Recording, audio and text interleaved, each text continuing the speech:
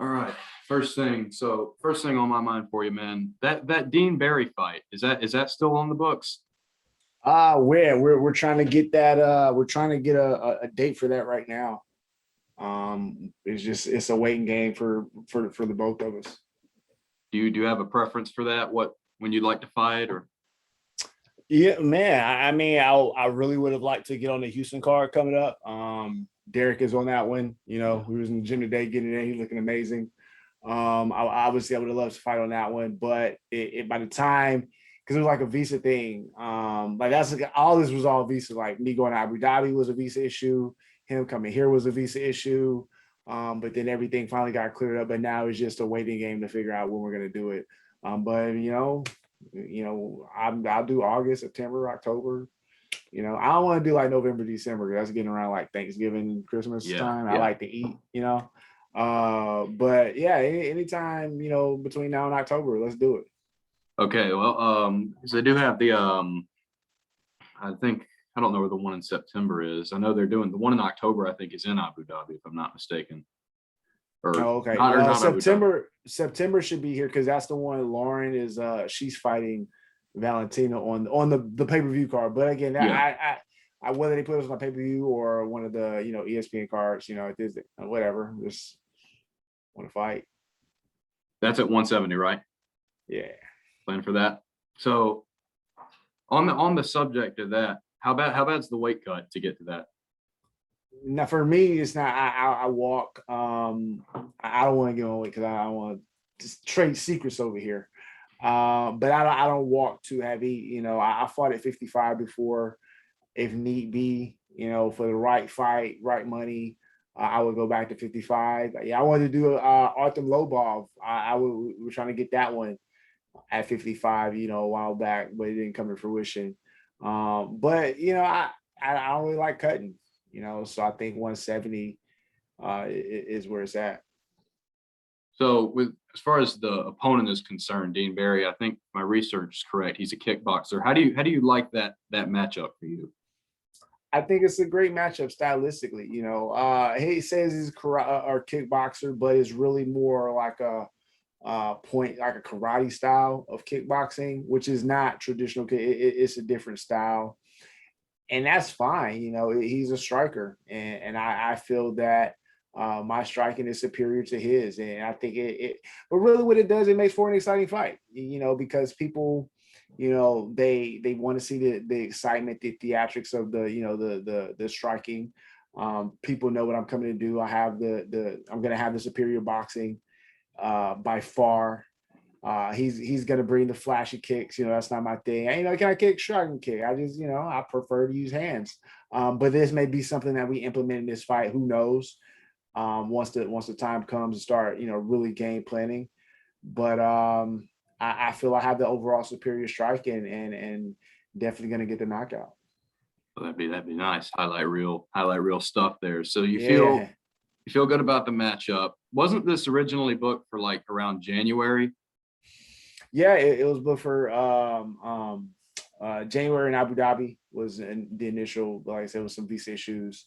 And then it was rebooked for May in Vegas, some more visa issues. And then now it's kind of just a waiting game. So were you really intensely like into your training process the previous couple of times? How far along were you in your camp and your preparation for the fight at that point? Um, I'm training here. I train here. Like that's part of my lifestyle is training. I'm in the gym every week. Now the amount of time that I'm really spending, how hard I'm going. Obviously, if I'm not getting ready for a fight, I'm not going like crazy intense. But I'm in great shape. The last two fights, I kind of had the habit, and it was kind of timing as well. I kind of came off the couch, so to speak. I really wasn't in the gym doing too much. Actually, coincidentally, for both of those, I was in the gym for 1 week. Like I had spent probably like, let's say, 6 weeks off of doing nothing. I was back in the gym for a week, and then for both fights, that's kind of how it happened. For the golf fight was more so an injury that kept me out. And then for the punk fight, I was just kind of hanging out, eating and stuff, doing the truth food tours, and shit like that. But no, for this, man, I've been consistently training for probably about a year now, staying active in the gym. And it was mainly, starting with the pandemic. I was sitting on the couch for probably about like a month into it. So let's say about like April. And then about Mayish is when I was like, yo, get you out. You need to do, what are you doing? I ended up building like a big mat space in my garage.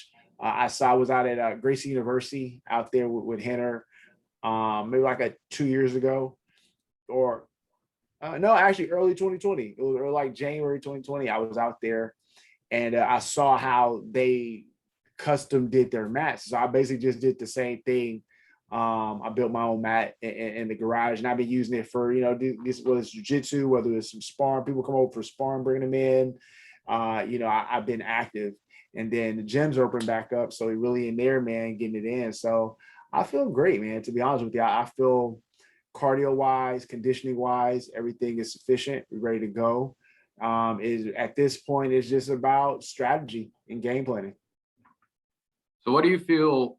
So in addition to all the other stuff you just touched on, what else do you feel has been going well for you in the camp and the build up to this fight? I've been progressively getting better. I've been adding things to the toolbox. I'm definitely not, and see the crazy thing, like the Punk fight, like that wasn't like people didn't really get to see anything. Now for me, that was an exhibition. So I was kind of out there just really just having a good time. Really, that was a sparring match for me. So I didn't really do anything or show anything crazy. That's why people say right now I suck, right? Because they like, you didn't do anything. And that's cool. Like they just got just a little taste of what was to come. But on top of that, I took that foundation of where I was with the Punk fight, and then I've just constantly added to it. I've added skills to the box, and I feel it's things that you're not even seeing at a high level of MMA.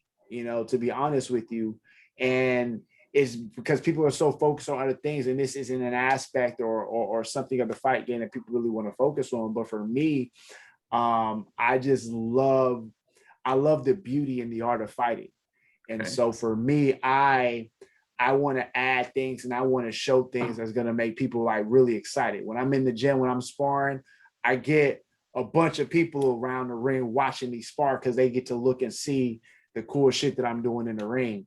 And again, I'm looking at it from an artist perspective. The things that I do, I want it to resemble art. I want people to look at that shit was like, damn, that was dope.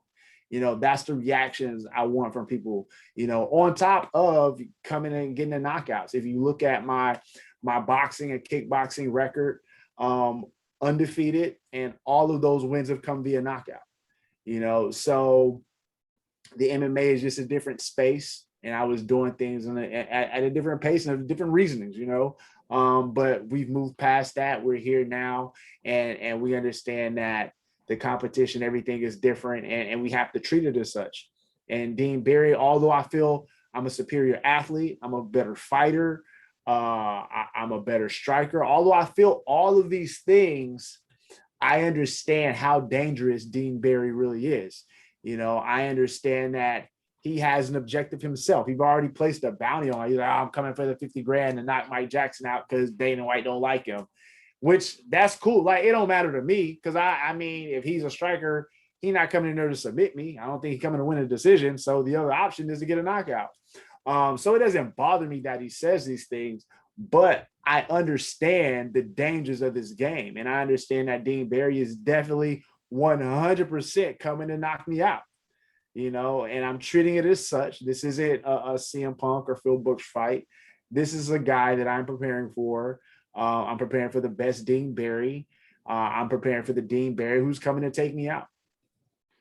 I want to bring it back around to the Punk fight because obviously really in the zone for this Dean Barry fight and game planning and it being about strategy. What was the game plan coming into that CM Punk fight? What were you expecting to see out of him? You knew that the pair of you shared the common opponent, but past that, it wasn't necessarily a star-making debut for him. So what were you expecting to see when you stepped in the cage against him? Well, so to even go back a little bit before that, prior to like the build up between for me and Gall, someone asked me, it was like, the type of fight would be between us two. And I told everybody, I was like, look, Punk's best case scenario is to get Gall because all he's going to do is go and submit him. And the fight literally played out as I expected it to.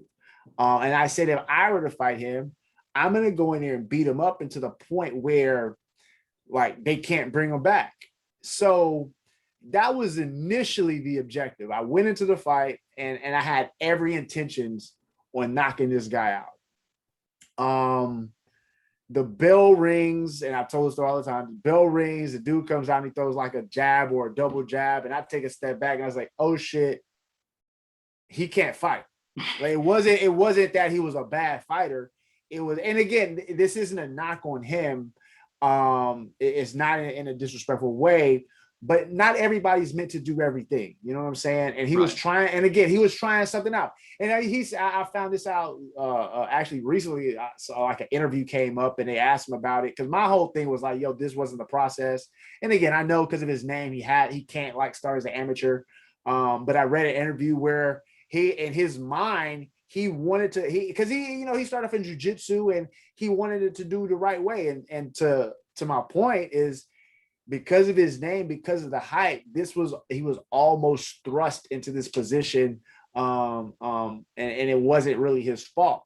So getting ready for the fight, it was a lot of unknown because it's like, all right, I know he's doing the jiu-jitsu. I know he's not like athletic and all these other things.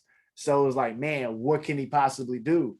But when he came out and threw like the double jab, and I was like, oh shit, he can't fight. So at this point, I can't knock people like that. Like, so he's gonna be like a few notches above a cardio kickboxing class. Like he's the guy at the cardio kickboxing class who you look at on the bag, be like, man, I think this dude could do something. Like as like maybe like an amateur fighter. That's where he is. I can't knock that guy. I can't be like, the dude come from cardio kickbox to the amateur boxing class.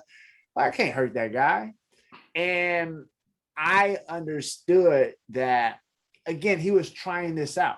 He was trying something to see. And again, I told people once I was done with him, he wasn't going to come back, And with that said, like, imagine if I would have went out there and dusted it. Like I hit hard. People don't want to say like I really hit hard. And it's not like I'm trying to hype myself up. Like you can see the way I knock people out. Like I hit really hard. And I probably hit this guy, at best 50%. And when I hit him with a 50%er, like it stunned him. And I knew, I was like, oh shit, like I really didn't even try to hit you, And if I would have really went out there and would have put heat on these punches, I really could hurt him. And again, this is now not to say this could happen, but this is fighting. Anything can happen. And what if I would have knocked this dude out and he would have fell wrong and land on his neck? And, he's doing commentary right now. What if he's not able to do that? He's talking about going back to wrestling. He wouldn't be able to do that, and I would have felt bad if I would have went out there for this guy who was trying something out. And again, it's dangerous. I had to whoop his ass. I had to let him know, like, hey, my guy, this isn't for you. But I couldn't go out there and milk that guy the way everybody wanted me to. I would have felt bad, And the crazy thing is, so Derek had a fight right after. I think it was maybe Gabriel. I can't remember what fight it was. Maybe Gabriel Gonzaga, and he straight knocked Buddy out. And I saw everybody going in, and I was like, damn. Maybe I should have knocked Punk out. And then like I slept on it and I was like, nah, I made the right decision. Like, I was like, nah, I did what I was supposed to do. So as far as the high profile opponent, you alluded to that a couple of times. And obviously he was one of the bigger names that they had before he even stepped in against Gall. What was that fight week like for you as the opponent in the build up to facing somebody like that?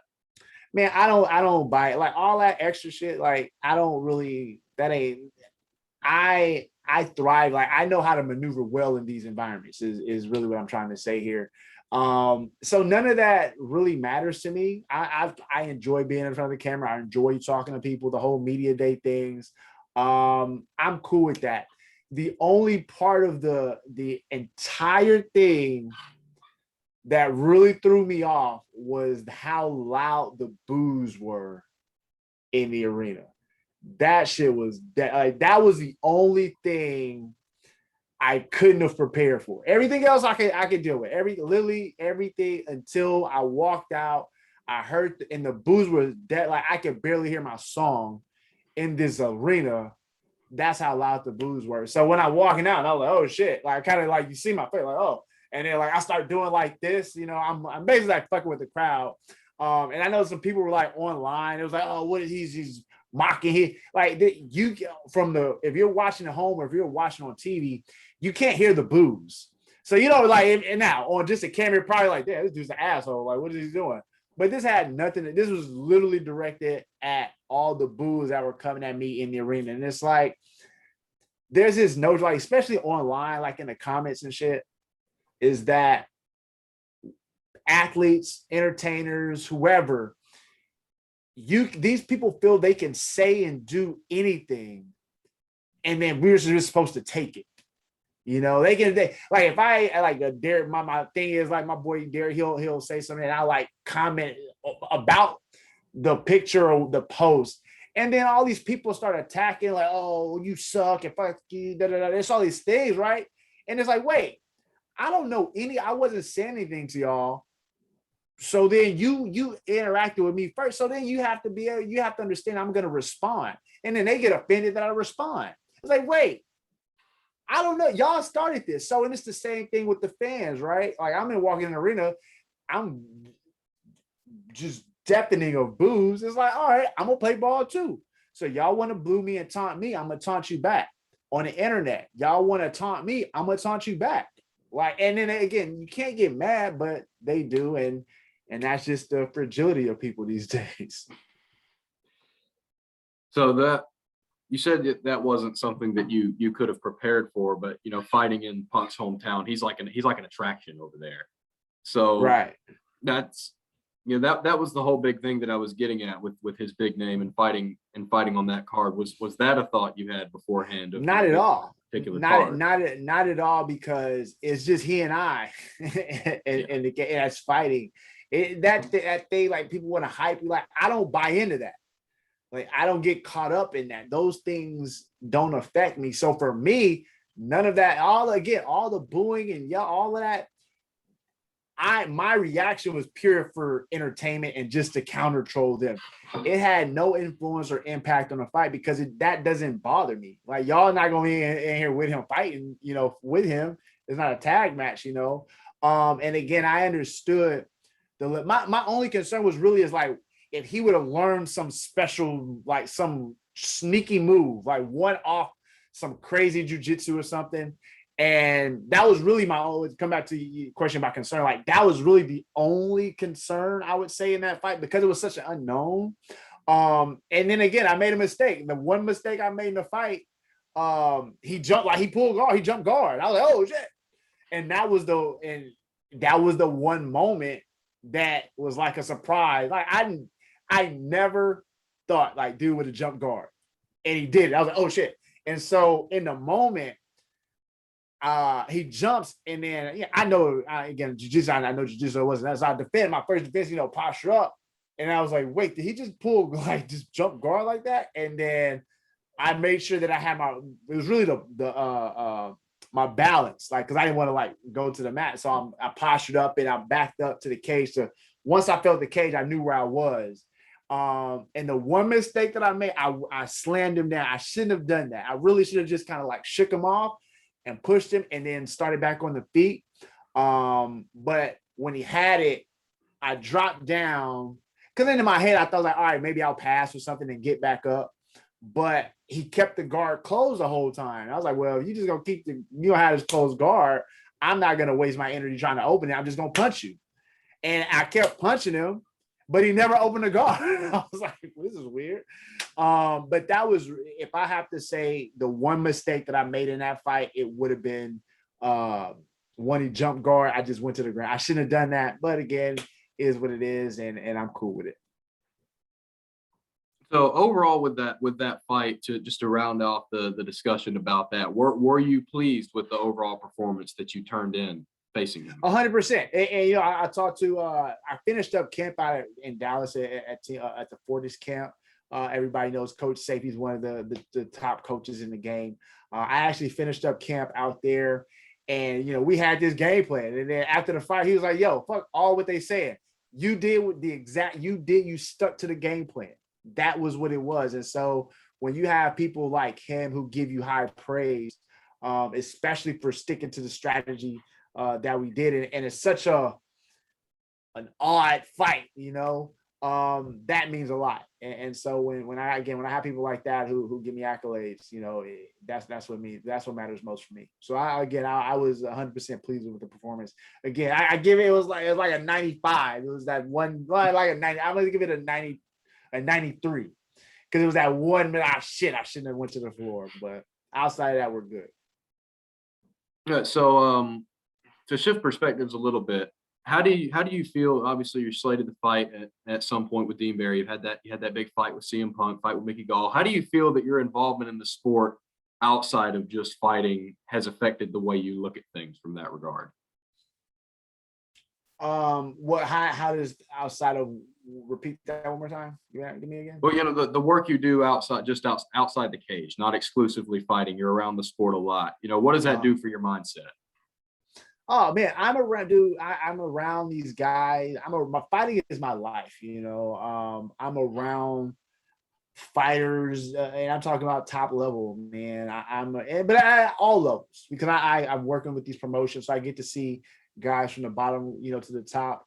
I'm getting to see guys that I saw make their amateur debuts, and now they're fighting on like the prelims or headlining. Derek Lewis is now fighting for a title. Lauren Murphy's fighting for a title. I remember when she came down to Houston to fight out here in Legacy Fighting back in the day. My guy Adrian Yanez, who again that's what I'm speaking of, who's now fighting on these cards. It's a beautiful thing. It motivates me. I'm at a time I get to see these guys grow up through the sport and flourish now, and I'm still training with these guys. I get to go to the gym. People allow me to come to their gyms and when I get to travel, like I mentioned before this. When I'm in Denver, I go out to Team Elevation, Syndicate when I'm in Vegas, so I get all of these gyms and these camps that allow me to come, and I get to learn from. And again, I told you I'm improving. Like I'm taking these skills that I get to learn from all of these different amazing people. I go out to North Carolina and Charlotte to Jimmo with those guys.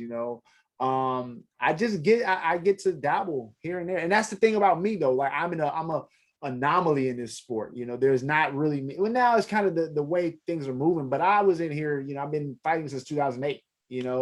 And I was doing this for a long time, so I kind of got the early end of this. Kind of like a blip in the matrix, I like to say, and it's afforded me, to develop these beautiful relationships with people, and again, to continue to grow as not only as a person, but as a fighter, and then building relationships, and that continues on.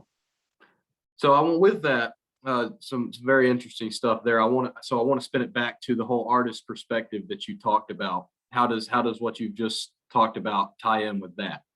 Mm-hmm. What, being an artist to tie it out? When you talk about that, with you said you look at it from an artist perspective. All right, so I look at fighting is beauty, man. Like it's a beautiful, violent thing. Growing up, my favorite fighters are people like Anderson Silva, and boxing, Roy Jones Jr. These are people who. That's why it's just wow. That was not even intentional either. That was not intentional. That was just happened to be two of my favorite fighters. But no, you look at the way they, like, again, you're gonna have people who are just some grindy type of, like, think of like a John Fitch, right? He now, if you into that style, if you into like the grinding style, you probably think that's something dope. Like you probably like, I'm sure he has a bunch of fans that like that, For me personally, not my thing. For me, I like to see Anderson Silva. I like to see the slick shit, because for me, it's about special gifts. I feel a gift that I have is my quickness and reaction times and fighter IQ. All of these things are gifts. So I kind of look at that into other fighters. And when you see the fluidity in the movement, the head movement, the slipping, the roll, and all these things, Floyd Mayweather as well. Like that's art. Like that's a beautiful thing. I can just watch a Floyd Mayweather highlight reel all day. I can watch a Canelo, a Roy Jones, and Anderson's. I can watch these highlights all day because Pernell Whitaker. Because it's beautiful. Like this shit is just, it's a like nobody, so many people can't do this, you know. For me, like I'll watch myself, like because I feel what I do again is art. So if I'm in a class, I'll record myself sometime just to see what I need to work on. And I'm looking at like my head movement and footwork, and I'm like, yo, like that shit is dope. That's what I say, what I mean when I say the art and beauty of this, you know, because again, I feel I have abilities that, you know, a lot of other people don't have. And fighting, again, there's variations of fighting. I can go out there and just stand toe to toe and, you know, do the slugging out thing. That's cool. Like a Chris Lieben. Personally, I think now Chris Lieben is fun and exciting to watch, but I don't necessarily look at that and say that's beautiful or that's now it's violent, but I don't look at that and say it's art. When I look at, again, Anderson Silva, John Jones, even Conor McGregor at times, Jose Aldo, you know, that is art to me, you know, from a fighter's perspective, you know. So that when I say the art of it, that's what I mean. So when I bring back the mentality side of it, how does that, you've gone at length about that. When you're coming into the cage to fight somebody, are you thinking, you know, I want to produce art, I want to produce something beautiful? Is that going through your mind at any point? Man, no, and as you, no one's ever asked me that. In the moment, as I walk through the cage, I'm not thinking that. I'm like, oh shit, I'm about to get into a fist fight. That's what I'm like, oh shit, what are you doing? Every time I walk in, I was like, yo, what the fuck are we doing here? No, in that moment, I'm only thinking about it prior, like right now. And then when I go back and while I look at the Punk fight, you know, I look at that. I watched it a couple weeks ago. I was like, ooh, shit, like that was dope. Wow, like a slip in the you know, slip in the right hand or some shit like that. Like, ooh, that was nice. You know, I go back and watch boxing or kickboxing videos of mine. I was like, damn, that was dope too. Yeah, but not in the moment. I'm like, oh shit, bro, what are we doing here? What the fuck? That's what I'm thinking in the moment. So what's your, to keep it in the from a fight standpoint, what's your favorite fight that you've had? Can be in any discipline. Well, which one did you like the best? My favorite fight that I've had would probably be, I had a kickboxing match for Legacy Kickboxing. That was a pretty fun fight just because I did some really cool stuff. And like for me, I feel I'm a precision strike. Like if I have targets like on your face or on your head, wherever I'm punching, like I have an idea of where I'm hitting. Like I like to target the eyes. I love the nose. I love to see a bloody nose. But this night I was just so like pinpoint with my precision. Like I'm hitting like the ears and dropping them. Like I think I dropped this dude like 3 times before they stopped it. I would probably say that one. And then the Punk fight too. I think it just, I shouldn't have let him jump guard like that. I should have went down. Like if it wasn't for that, that would have been my favorite fight. If I would have did something else instead of going to the ground, I probably would have topped it. But because I went to the ground, and then because I think that was like the rest of the round too when I went down. So I kind of threw it away. But I would probably say the most memorable moments are in that fight from a striking standpoint. But the Legacy Kickboxing is probably gonna be my favorite one. Yeah. Side thing is Legacy Kickboxing, is that an affiliation with the LFA? I kind of vaguely follow the LFA. Nah, so what happened was you had a promoter. So Mick Maynard, who's now the matchmaker in the UFC, his first promotion was called Lone Star Beatdown. And I fought for them back in 2008. Man, take me back. But then he ended up getting, he changed the name to, because he knew he like Lone Star Beatdown probably isn't going to be able to market that on TV. So he came with this guy, like, yo, he has a story behind it. He changed it to Legacy Fighting Championships. They got picked up by Access TV. was HDNet at the time, came Access TV. And then Mick, like we've always been big kickboxing Muay Thai fans, and so he was like, yo, we're gonna put some money behind it. He put it, I think like the first card he had, like Pat Berry was on there. He's had guys like Cosmo Alexander on there. Even from the guys who are fighting the UFC now, like Alex Morono was on there. I was on there. There was a few other people I can't think of at the moment, but he just wanted to build legacy kickboxing up. And it, for whatever reason, I have no idea why, kickboxing is just hard to market out here. It's hard to really promote and make money for whatever, which is wild, because when you think of MMA, a lot of people want to see the kickboxing part of it, I feel, more so than the straight grappling part of it. So you would think people would just want to see kickboxing, but I don't know. So the legacy kickboxing was just a piece of, well, it was tied to the original LFC, and then LFC and RFA merged for LFA, and that's where that came from. And it kind of left legacy kickboxing, but they weren't even promoting anything at the time, because it was, to my understanding, it just didn't make sense financially. It cost a lot of money to put those cards on. You bring up Alex Morono. He's in the welterweight division like yourself. So that brings me to another thing I had on tap for this. After you have this upcoming fight, do you have any names on your mind that you really want to step in against? Yeah, like that. See, that's the thing. Like I don't fit. That's not my thing. Like I'm really just here just to fight because of the position I'm in. I'm not trying to move up rankings. I'm not trying to like fight in the top of anything. I'm just here for a fight. I'm here to put on a good show. Here for quality matchups. You're gonna have guys like Dean Barry that get signed. You're gonna have guys who come through the Contender Series. I'm in it for that, man. I'm just doing all of this for shits and giggles, my dude. I'm a blip in the matrix, is what this is. I'm just here for a good time. It's people like they say I can't fight. Like none of that matters.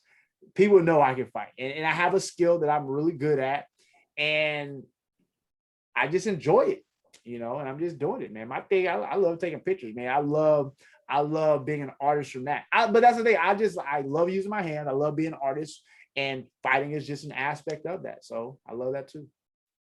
When it comes to preparation, what do you like the best about training? What's your favorite part of that? Ooh, man. So when I first started training, I remember, man, I loved training. I really loved it. Not so much. I hate training now. But what I hate about it is that all like the like high levels and pros, the people that I need to be around, they train in the mornings. And I'm not a morning guy. I've always forever been an evening training guy. But out here, for whatever reason, dudes, everybody trains in the morning, and I hate waking up. So I think that's why that's probably the thing that I hate worse about training now, is that where I am now, I can go other places, but it's not the same. I'm not leaving. It's Houston, baby. It's Houston all day, never leaving. But actually starting this week, it's Tuesday, 2 days in a row. I was up early in the morning for training. I'm trying this new thing out. I'm trying it, but it's not gonna last. It's not gonna last. I also meant to ask you on the subject of training, and stuff. The Apex has the 25-foot octagon. So if your fight with Dean Barry ends up being in the Apex, what sort of changes or adjustments do you think you would have to make to your game nothing. for that? Nothing. It doesn't. I'm gonna be superior on with the footwork, with the striking. So it doesn't matter I don't know how to adjust. Either it doesn't, if it's in the big cage or if it's a 25-foot cage. If it's a 25-foot cage, it's easier for me, for what I'm trying to do. But it doesn't matter either way, because I just need about, give me a side 10 feet and I'm good. I can, like, all I need is 10 feet. And I can be wherever I need to be inside that 10 feet, from you, and do what I have to do. So it doesn't matter if it's 25 or what's the other one, 30, 32, whatever. 30. And none of that matters, man. I just need 10 feet. So stylistically, do you like the smaller spaces to fight in? Yeah, when I'm at the gym, I personally, because it feeds into my style and game plan to more confined areas. I'm trying to I set traps, so the smaller the space, the less I need to work with, which is better for me. Again, I know how to manipulate it, whatever I need. If I have the bigger side, I'm gonna trap you, and I'm gonna make that space smaller as well. Um, but they gonna win the smaller cages. I mean, they already taken, what's that, 5 feet of diameter from me. So I'm Mhm. good with that. Well, I think that about closes out most of what I had for you. I really appreciate your time, man. I appreciate you doing this. No, actually, man, I like because I know you kind of get started in the interview game, right? Yes, sir. Yeah, and so my thing, I know some people they kind of like they blow you off or whatever. For me, I remember I had to start somewhere, and so I like to give guys like you the shot, and I respect though you had some questions that nobody ever asked me before. You had some good shit. What would you study in journalism or what's your thing? I'm about to start that up in college in a That's what. short time Oh here. shit. Okay, so you about to get out to college. That's what's up, man. Yeah, man. Best of luck with that. It's dope. You gonna get to meet a bunch of cool people. You'll get to you really. What I've taken from it is learning about different people's experiences and understanding that it's helped me. Journalism has, because I was a sociology major. So I got my degree in, and I study people. That's why I'm in the. I don't know if you watch all the outside of fighting shit that I talk about, I've learned and grown through these experiences of meeting people and understanding that you're going to get different perspectives. So from a journalist, man, that's dope that you get to come out and you get to internalize that. You get to select what you want and learn and grow for yourself. So that's really dope, man. Good luck Right. with everything. Thank you so much. No doubt. Be well, man. Good luck against Barry. Appreciate it, man. Have a good one. You too.